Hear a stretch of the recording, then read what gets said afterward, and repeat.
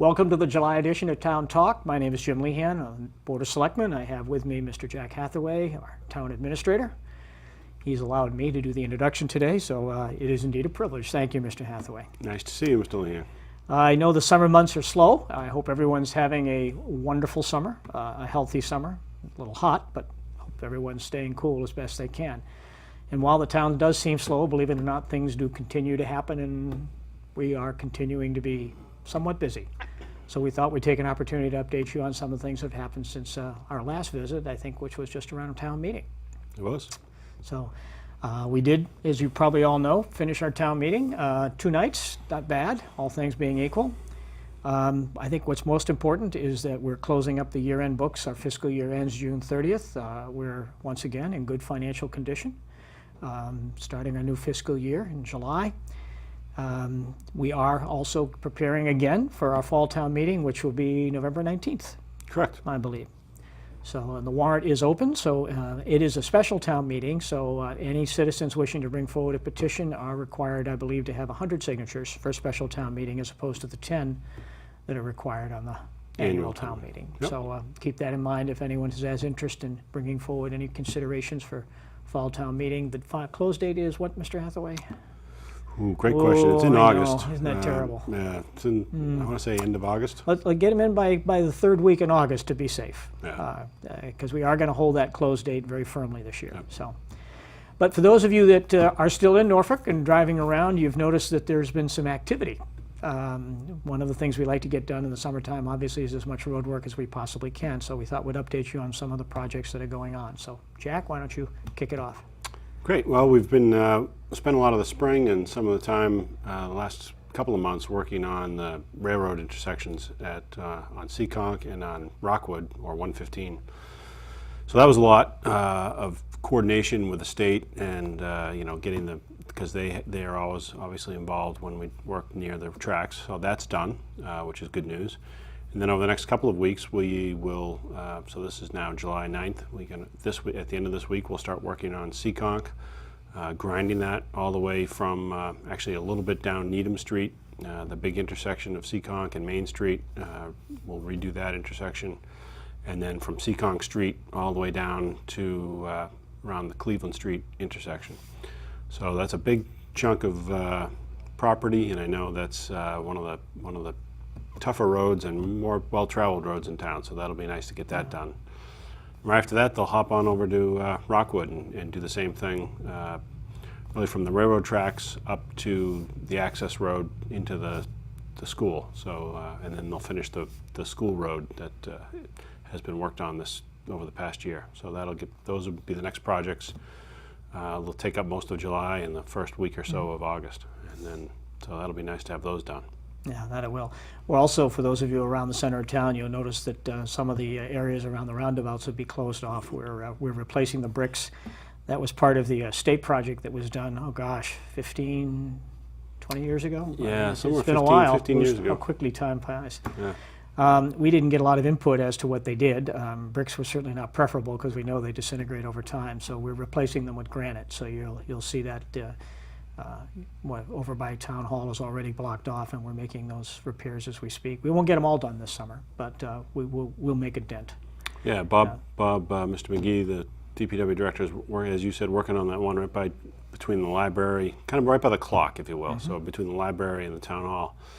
And that one is getting done this week, and that will allow him to develop his specifications, as he said, and really kind of make sure that those are going to hold up the way we want to hold up and go in the way we want, and, figure out all the cost calculations, et cetera. Right. So then we'll repeat that process all through the center of town, and it will be a challenge because there will be some detours, and it won't be an easy process. So but it's going to look a whole lot better. Yeah, it's got to get done. Yeah.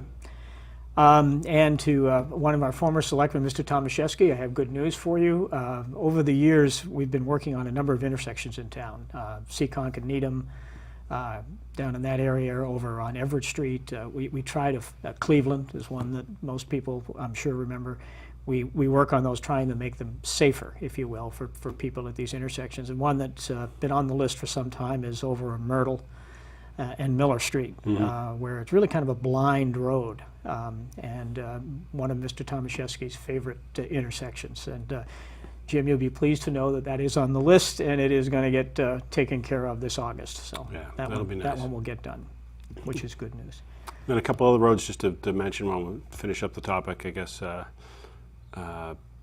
Down at Miller Lake, they're going to do some work. There's an intersection there as you come off of Shear Street, and then we'll carry that down as far as we can on Miller Lake, because that road is just in horrible condition. And then we're looking to do some work on Leland. Right. That's just another road that's just in real tough condition. So. And let us not forget Lake Street. And Lake Street, and you and I both know we have a meeting tonight at 6 o'clock with to give an update to the residents of Lake Street. So we will. That has been all the as built conditions, if you will, or the non-built conditions have all been laid out by the Norfolk County, which is great. They do engineering services for us for free, actually, so that we just can't demand a real time schedule with them. So they did that for us, and we've got that done. So Bob's going to present that to us. We're going to kind of lay out where the center of the road should be, and that'll be our next phase of that project tonight. And then we'll start talking about what the cost would be. So that'll be and where that money's going to come from. So yeah, and all these works do cost money, and we get most of our revenue, if you will, or our funding through Chapter 90 funds from the state. And we had a good chunk of it in reserve, over $300,000 in reserve, and we were slated to get our normal contribution is $350,000 to $400,000 pretty much every year. This year, the legislature increased that substantially by almost 50%. And so we were pretty excited to get a chunk of money that sizable, which combined with last year and what we had left really would have allowed us to do a lot of work. Unfortunately, the governor's playing a little bit of politics with that right now, and he's not releasing the funds. He's, I think, using it for leverage to try and persuade the legislature to give a little bit on the tax increases that he wants to see. And so, quite frankly, he's holding the municipalities hostage on that at this particular point in time. So we're just going to have to play it out. There's not much we can do about it. And we'll see how it all shapes up. But so he's released about 50% of what the Right. legislature approved, and which is really a 25 to 30% cut over what we got last year. Yeah, So it would be nice to at least get back to where we were last it year. would be a good thing. One of the other things I think would be good to share with folks, people driving down Boardman Street, you've noticed that the area around the school has remained sort of unchanged, where the old Freeman School used to be for a considerable length of time. You and I have been party to the most recent meetings on that, and trying to get this thing moving and finished and so on. So why don't you take a few minutes, Jack, and share on that. Sure. Well, again, I just want to, I thank the building committee. They've done a great job. It's been a frustrating process, and there's too many. There's 9 people on the committee. I know I'll leave out a couple of them if I say them, so I'll just leave it. The school building committee has done a great job. And I think what the real delay is, we were able to get through the building itself and get the school open last September like we wanted to, and we got the main parking area done, and then it got to the point where we had some discussions about the final layout of the fields, and I'll just say a combination. Really the communication broke down between the project manager, the building committee, and the main contractor. And a lot of finger pointing ended up happening this spring. Well, we spent some time and pulled everybody into a room. Mr. Lehan was a big help, and we got everybody talking again.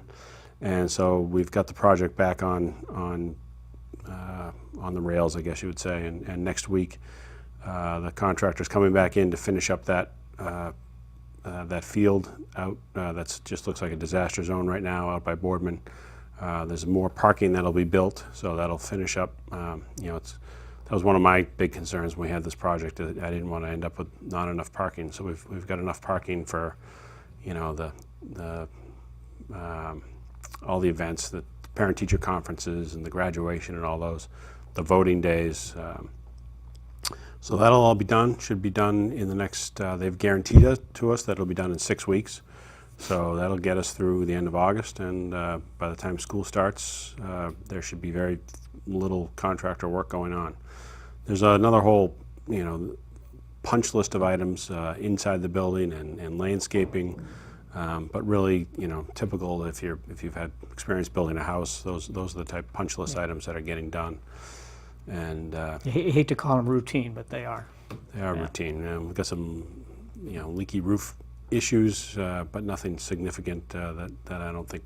I'm sure they'll get worked out in the next month. So it was good, very productive getting that back on track, and we are still working out some funding with the MSBA. I'm going in with Ingrid, Dr. Alardi, next week, along with our project manager, and sit down with the MSBA and talk about some of the things they've excluded from our funding, and hopefully they will loosen up a little bit and allow those to be, because we think we haven't done anything wrong. They've just held off on some of our funding, and as we get those budget adjustments done, we should be receiving some more funds from the MSBA.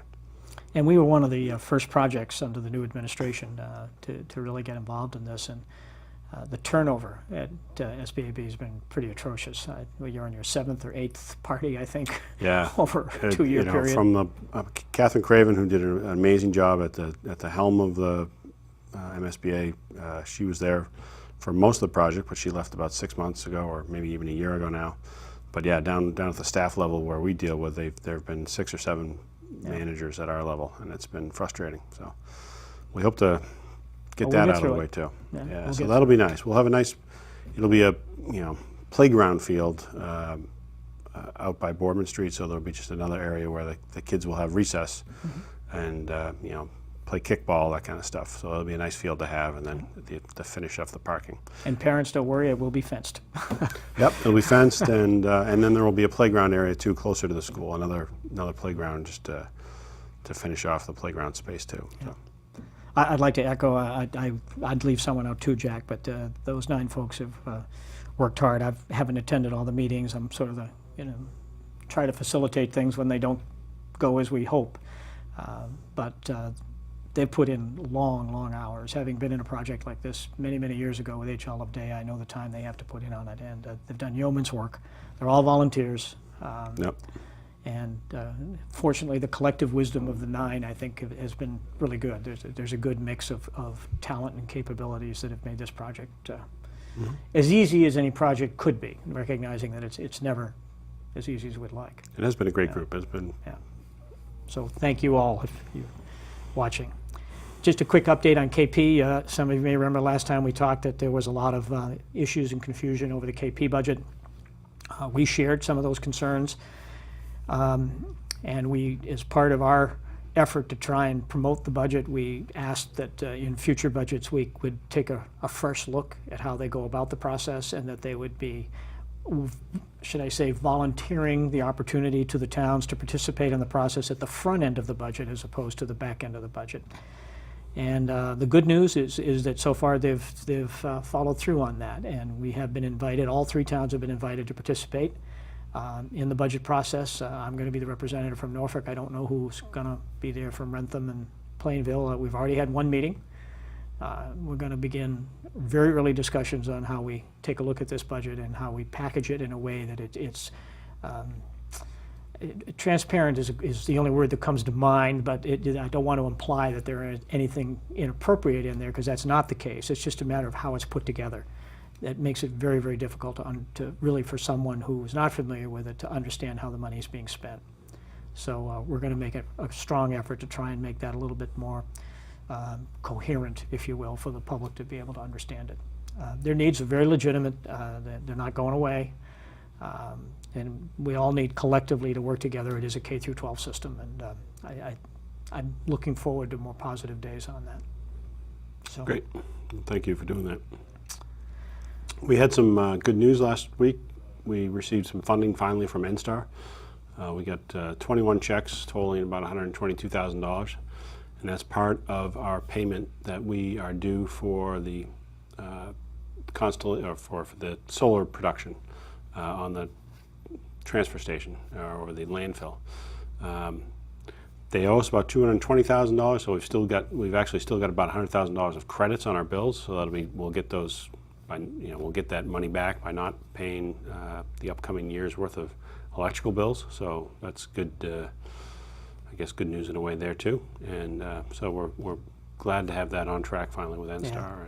And Especially good news when you consider when we went into this project not knowing how it was Yep. going to end up. And my compliments to my fellow selectman, Mr. Garrity, who has a great deal of expertise in this area. He negotiated, along with you, the contract. And the estimate was that we'd get somewhere between $200,000 to $250,000 of benefit. And guess what? We're getting somewhere between $200,000 and $250,000 of benefit. Yeah. So well done. yeah, that's great. It's obviously very helpful. Yeah, well done. And I just want to say Bob Bullock too for being part of that Yeah, thank you. process and Yeah. also being on the school building committee. Bob has been, Bob lots of times is the guy that gets left putting all the details together, and whether it's the punch list on the school or working through the nightmare number of bills that we receive from NSTAR, because we get one bill for every account, and just dealing with all those negotiations too. Bob's done a great job. So Yeah, he has. thank him for his work. Indeed. One other project that's going on right now, every time I think we feel like we don't have enough punishment, personal pain or punishment, we decide that we'll go tackle Stop and Shop again. It just seems like something, I don't know. I think this would be my fourth shot at him, and it's painful every time. But we are going to take another run at him. We're going to do it a little differently this time. We're going to have a couple of members of the planning board. I believe it's Michelle and Walter Byron. Okay. And myself. It'll be interesting if we can all hopefully come up with a common strategy on how we're going to approach Stop and Shop. But we're going to make one more run at him and go sit down and see if we can't find a way to loosen the juggernaut up a little bit. We've got several creative ideas that may or may not fly, all of which, by the way, would require town meeting approval. All we can do is float the concepts. You folks get to decide whether you like them or not. But we want to see if we can't take the reins off that land where we can hopefully provide some opportunities to other developers that might choose to be able to use that land for other purposes.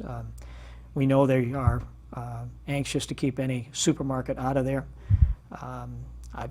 This is a personal view, doesn't reflect any board's opinion, just an ordinary citizen's view, but I don't think we're ever going to see a supermarket there, nor did I ever think we were ever going to see a supermarket there. We just do not fit any major supermarket's business strategy.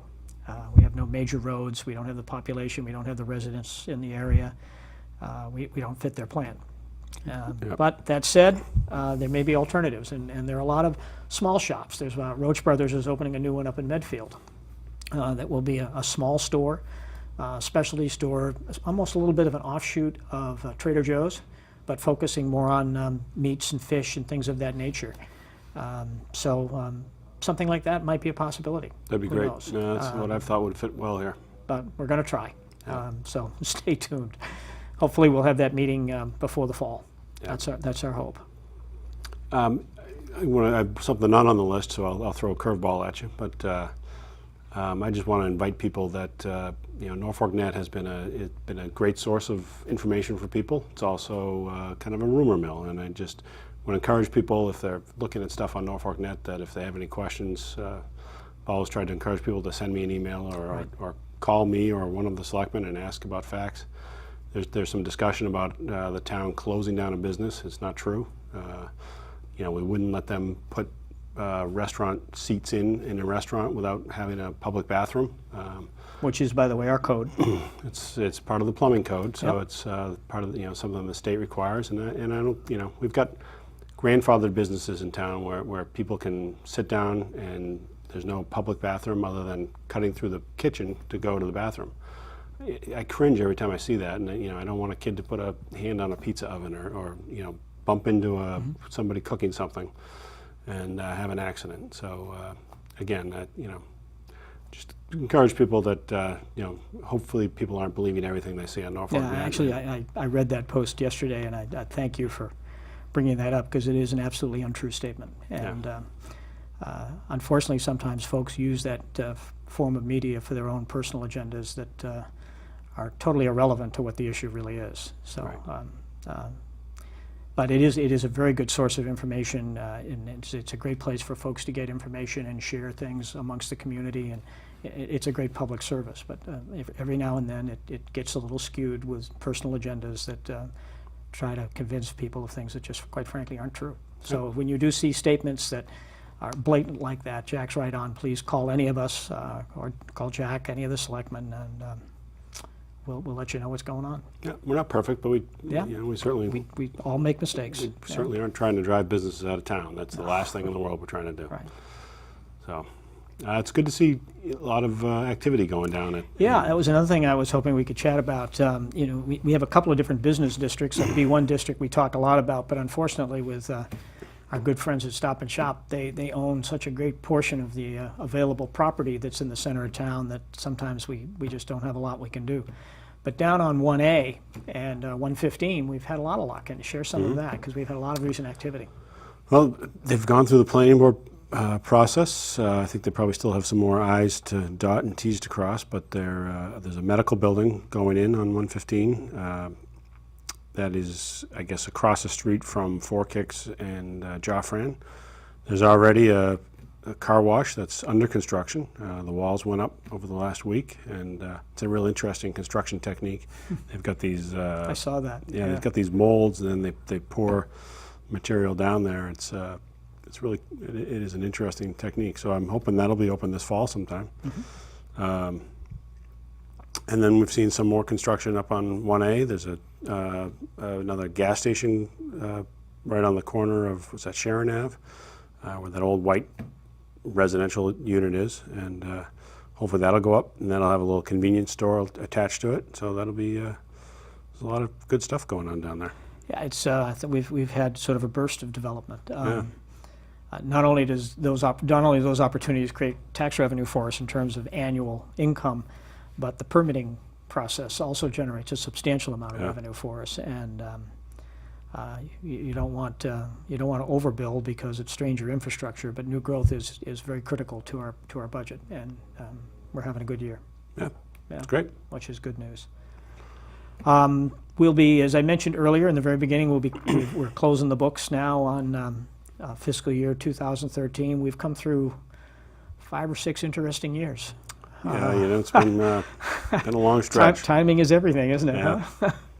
Huh? But I think it's safe to say that Norfolk has come through it pretty well. We're financially stable. We've managed to retain all our services, not as much as we'd like. We'd like to grow our services, but we've been able in this time to at least sustain them. We're able now to replace some of the folks that we've lost over the years, bringing on a new police officer. Some of you that attended town meeting, you may remember that we took $70,000 out of the requested fire budget for a callback system that we've been piloting for fiscal year 2013. We did vote last meeting to re-implement that strategy, but at a lower cost. The reason we delayed it was that we needed more analysis on it. And we thought that the number was a little off, and it was, and that we could do it for less money. So that has been reinstated.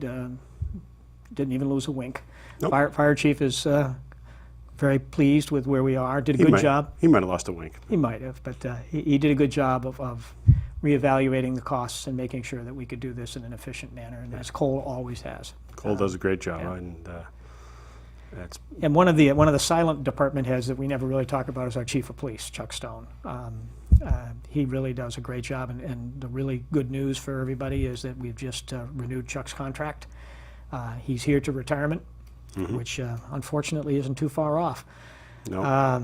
But Chuck's homegrown, been in the police department forever, and he runs a good shop. And I think those of you who follow Norfolk activity know just how good our police are and how efficient they are, and we're very fortunate. These guys do a terrific job, as do all of our public safety, police and fire. So we're very fortunate, and we are in the process of getting our fire chief here till he retires as well. So this is good news for the town because they're both real true professionals. Yep. And we are, like we did a year or so ago, we elevated one of the fire lieutenants to deputy chief. So we now have Deputy Chief Petruchik. We did that on the police department, and now Lieutenant Carroll is now Deputy Chief Carroll. Right. And Sergeant Murphy is Lieutenant Murphy. So congratulations to those gentlemen. They've all been here for a long time, and they deserve. Yeah, we owe them all a great debt of gratitude. They Absolutely. keep us safe. They do a great job. Yeah. Well, I think that hopefully shares some of the things that have been going on. Thank you for letting me host, Mr. Hathaway. Oh, you're welcome. You did a great bang-up job again. I just want to get my notes here. Just want to thank Katie Woodhams, Donna Jones, and of course our station manager Steve Kay for helping us, the folks from NCTV helping us get this information to you. So thank you very much. Appreciate that. And thank you everybody at home for watching. This has been, and thank you Mr. Lehan. This has been, Thank you, Mr. Hathaway. it's always fun to do this. Always is. Yeah. Thank you. Have a great summer.